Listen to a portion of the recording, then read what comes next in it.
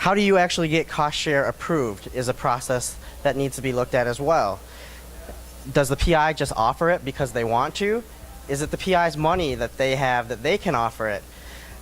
Most places would say it's the institution's money. It's a department chair or the dean's office's prerogative whether or not they would approve those dollars for cost sharing. What system do you have in place to get that approval is going to be key. If you have an electronic system that actually a PI can ask, I want to cost share, I want to use these funds, that would be best. If there's a paper process or an informal process, that can work as well. At Wisconsin, we actually have a cost share approval tool in our proposal routing system called Whisper. And that's clear where a person who wants a cost share will send a request to the division chair, department chair, or the division administrator in the dean's office, and they will actually make that review and say, should I use funds out of UW's pockets to support this research?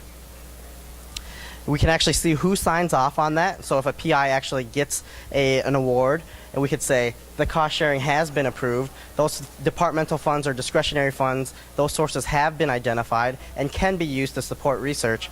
And instead of doing those funds for other initiatives like teaching or outreach or extension, we're going to actually support research.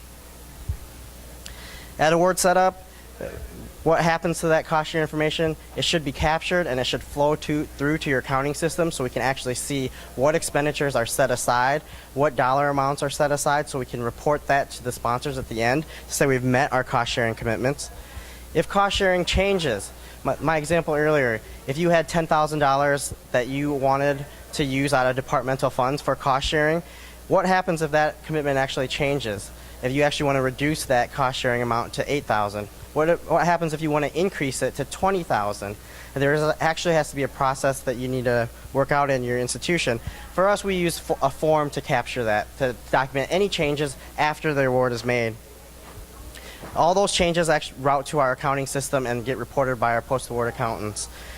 It's going to be critical that your post-award accountants know what salary charges are being used for cost share and what non-salary charges are being used for cost share.